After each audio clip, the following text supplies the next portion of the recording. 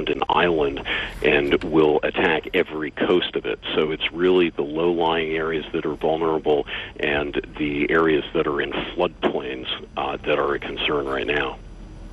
Understandably, we understand that people have been educated in terms of how to deal with an emergency situation like this, but is there really a sense of fear that, you know, this could really be, this alert and this warning could really come to fruition?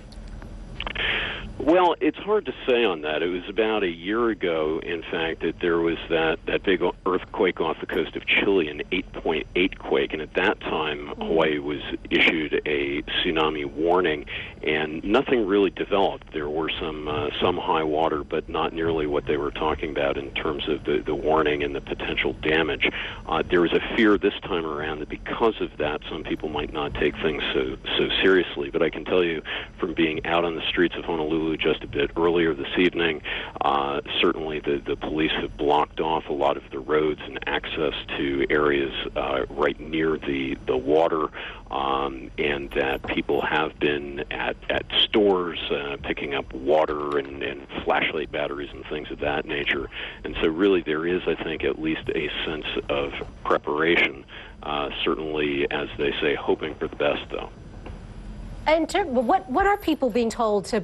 You talk about stocking up with water and things like that, but when we actually talk about preparing oneself for something as devastating as a tsunami, what is the education process when it comes to that? I'll give you an example.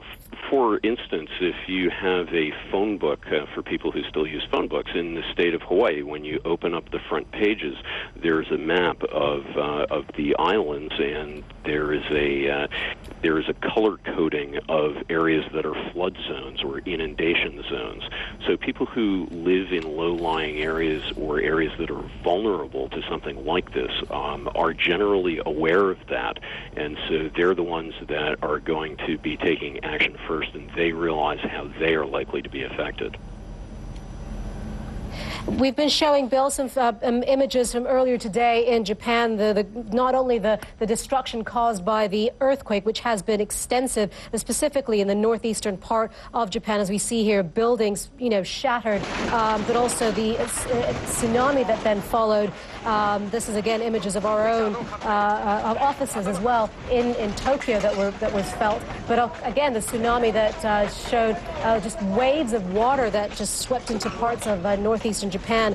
I'm just curious to know, I guess it's one thing to issue a warning and alert and to tell people that this could very well happen, but actually to mentally prepare yourself that this actually really could happen. Okay, put my name in this one. Well, I think also in terms of scale, on that, the devastation that you see in Japan is not something that people are anticipating here. Whether that's right or incorrect, we'll see. But I don't think that it's on that scale. Certainly, tsunamis can be devastating, and that is something that is known here.